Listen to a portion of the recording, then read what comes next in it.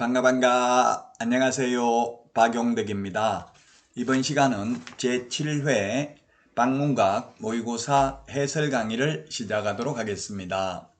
자, 1번 지문 용어정입니다. 옳은 것은 했는데 1번 중개 용어정이 지금 틀린 이유가 그 밖의 권리가 빠져서 틀렸습니다.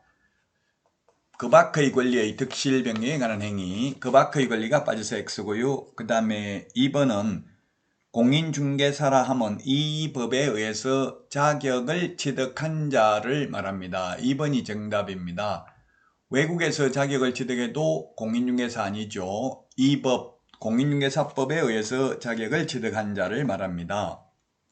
자, 그 다음에 3번은 등록을 하고 이 말이 틀렸습니다. 중개업은 의뢰, 보수, 업 세 가지가 들어가면 등록을 안 해도 중개업이 되겠고요. 등록을 하지 아니하고 중개업을 한 자는 무등록 중개업자라고 해서 처벌받습니다. 자, 그 다음에 4번 지문입니다. 4번 소속공인중개사란 법인의 임원 또는 사원을 제외한다 했는데 포함입니다. 자격증을 따가지고 취직하면 상무이사든 전무이사든 모두 소속공인중개사가 되겠습니다. 5번은 중개보조원은 공인중개사가 아닌 자로서 이 말이 빠져서 틀렸죠. 공인중개사가 아닌 자로서 개업공개사에 소속되어 현장 안내 및 일반 서무 등 단순한 업무를 보조하는 자를 중개보조원이라고 합니다. 자, 다음은 2번 문제 보도록 하겠습니다. 소속공인중개사에 대해서 틀린 것입니다. 소속공인중개사는 실무교육, 연수교육을 이수해야 된다. 취직하기 전에 실무교육 받고 2년마다 한 번씩 연수교육 받고요. 그 다음에 2번 부동산거래 신고서 제출 대행할 수 있고요. 그 다음에 3번 소속공인중개사는 자격정지라는 행정처분 대상이 되고요. 그 다음에 4번 소속공인중개사는 중개사무소 개설 등록할 수 있다. X네요. 소속공인중개사는 개업공개사가 될 수는 없습니다. 개업하려면 그만두고 해야 되고 그만두면 이미 소속공인중개사가 아니죠. 매수 신청 대리인 등록도 안 됩니다. 5번 개업공개사가 과실로 의뢰인에게 재산상손해를 입힌 경우 당해 중개사무소의 소속공인중개사는 손해배상 책임이 없다. 네, 그렇습니다. 사장이 잘못하면 사장만 책임이 있고요. 직원이 잘못한 경우는 직원하고 사장하고 공동 책임이 되겠습니다. 자, 다음은 3번 문제 보도록 하겠습니다. 임목은 시험에 잘 안 나옵니다. 틀린 것은 했는데 1번 소유권 보존 등기를 받을 수 있는 수목의 집단은 임목등록본부에 등록된 것에 한합니다. 2번 임목을 목적으로 하는 저당권의 효력은 임목을 베어낸 경우에 그 토지로부터 분리된 수목에 대해서도 미칩니다. 3번 토지로부터 분리된 수목은 피담보채권의 변제기가 도래해야 이를 경매할 수 있다 했는데 변제기가 도래하기 전이라도 베어낸 경우에 경매할 수 있습니다. 다만 공탁해야 됩니다. 3번이 틀린 정답이 되겠습니다.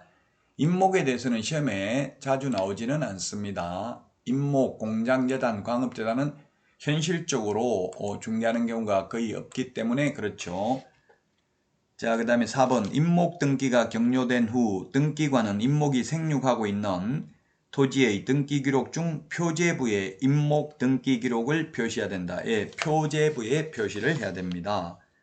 5번 지상권자에게 속하는 임목이 저당권의 목적이 되어 있는 경우에는 지상권자는 저당권자의 승낙 없이 그 권리를 포기하거나 계약을 해지할 수 없습니다. 임목에 관한 법률에 있는데 시험에는 최근 10년간 시험에 출제되지는 않았습니다. 3번이 정답이고요. 자, 다음 문제 보도록 하겠습니다. 4번 문제입니다. 자격에 대해서 옳은 것입니다. 1번 정책심의위원회 위원장은 위원장 1명 포함입니다. 제외가 아니라 포함해서 7명 이상 11명 이하고요. 자, 그 다음에 자격 취소되면 5년이 아니라 3년 동안 시험 못 봅니다. 부정행위 무효처분일로부터 5년이죠. 자, 3번이 정답이네요. 자격증, 양도, 대여, 상호사용, 성명사용.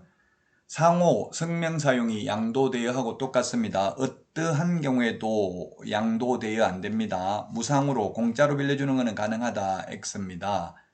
자, 그 다음에 4번인데요.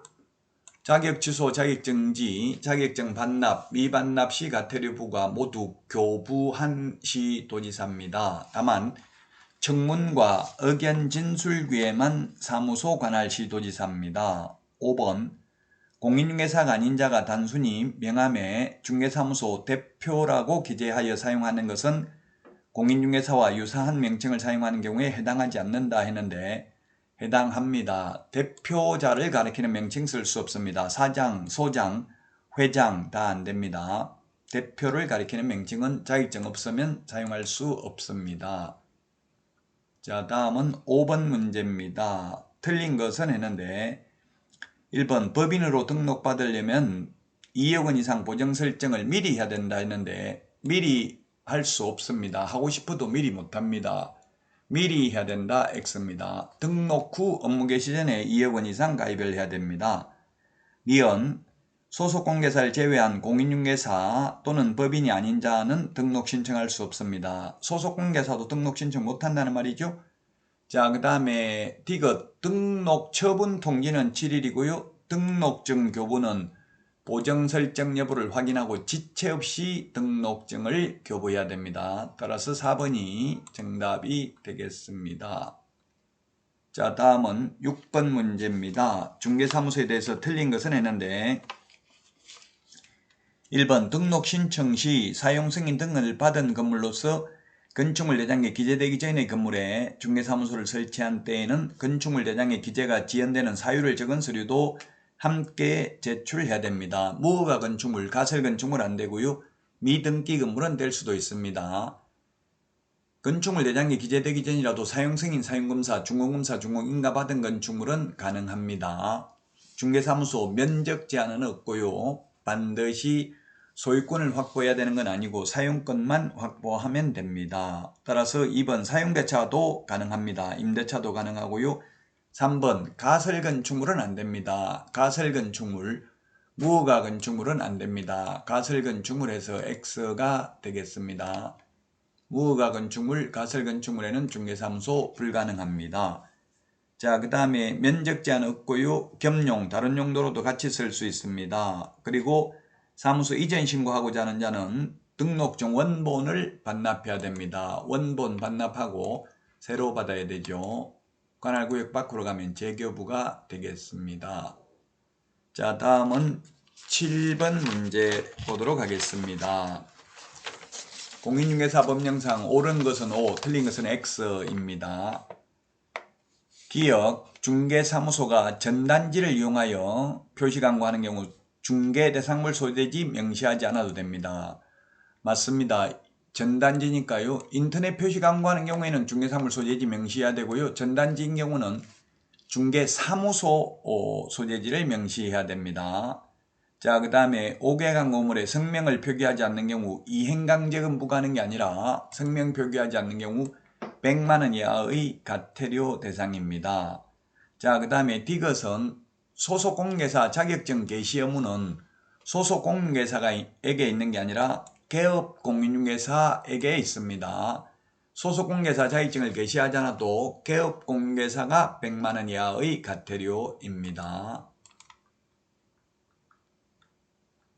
자, 다음은 8번 문제 보도록 하겠습니다. 8번 문제.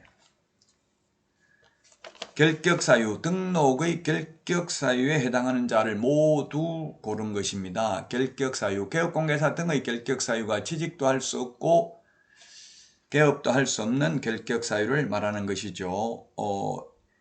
기역은 집행유예 2년 선고받고 2년이 경과된 자, 유예기간 징역 1년에 집행유예 2년을 선고받고 2년이 경과된 자, 결격사유에 해당하는 자를 모두 고른 것은 징역 1년에 집행유예 2년 선고받고 2년이 경과되었다. 유예기간 2년 경과됐으니까 결격사유 아니죠. 지금 결격사유에 해당하는 걸 고르네요. 그래서 이거는 결격사유 아닙니다. 결격사유에 해당하는 자니까. 그 다음에 부정행위 하면 시험만 5년간 못 볼 뿐이고 취직은 할 수 있습니다. 자, 그 다음에 디귿은 가석방 되었을 경우에는 가석방 된 날로부터 3년이 아니라 자녀 형기, 즉 가석방 기간 경과 후 3년 지나야 됩니다. 따라서 디귿은 결격사유고요. 리얼 선고유예는 결격사유 아니죠. 기소유예도 결격사유 아니고요. 집행유예는 유예기간 동안 결격사유입니다. 미음 자격정지 기간 중에 있는 자 결격사유고요. 업무정지 기간 중에 있는 자도 결격사유입니다. 그 다음에 업무정지 기간 중에 있는 법인의 업무정지 사유 발생 당시입니다. 처분 당시가 아니라 사유 발생 당시 임원이 어떤 자가 결격사유에 해당됩니다. 5번이 결격사유, 개업하거나 취직할 수 없는 결격사유를 말합니다. 자, 다음은 9번 문제입니다. 중개사무소에 관한 설명으로 옳은 것입니다. 1번 갑과 을은 개업공개사가 공동 사용 중인 중개사무소에 병개업공개사는 중개사무소 이전 신고를 할 수 있다. 네, 공동사무소가 다른 사람이 하고 있는 장소로 이전하거나 또는 다른 사람이 하고 있는 장소에 신규 등록을 하거나 또는 처음부터 두 사람 이상이 신규 등록하면 그게 공동사무소가 됩니다. 자, 그 다음에 업무정지기간 중에 폐업신고할 수 없다. X네요. 폐업신고는 할 수 있고 단 업무정지기간 중에는 업무는 할 수 없기 때문에 업무정지기간 중에 신규 등록은 안 됩니다. 폐업은 할 수 있어도 다시 등록은 안 됩니다. 자, 그 다음에 업무정지기간 중에도 사무소 이전은 가능합니다. 주거 이전의 자유가 헌법에 보장되어 있으니까 단 업무는 못하겠죠. 자, 그 다음에 4번은 뜻다방, 임시중개시설물 어떠한 경우에도 설치하면 안 됩니다. 자, 그 다음에 분사무소 책임자는 설치신고일 전 1년 이내에 국토부 장관이 아니라 시도지사가 실시하는 실무교육을 받아야 됩니다. 실무교육, 연수교육은 시도지사가 실시를 합니다. 자, 다음은 10번 문제입니다. 매수신청 대리인 등록을 하지 않은 매수신청 대리인 등록을 하지 않았네요. 등록을 하지 아니한 법인인 개업공개사가 할 수 있는 행위를 모두 고른 것입니다. 매수신청 대리인 등록을 하지 않았습니다. 개발업은 안 됩니다. 개발에 관한 상담은 가능하죠. 그 다음에 니은 개업공개사를 대상으로 한 중개업의 경영기법 및 경영정보 제공 가능합니다. 토지 분양 대행 안 됩니다. 용역업은 안 되고 용역알선업은 됩니다. 그 다음에 경매 부동산에 대한 매수신청 대리업 요거 하려면 지방법원장에게 매수신청 대리인 등록을 하고 그 지도 감독을 받아야 되죠. 근데 매수신청 대리인 등록을 안 했다고 했으니까 안 됩니다.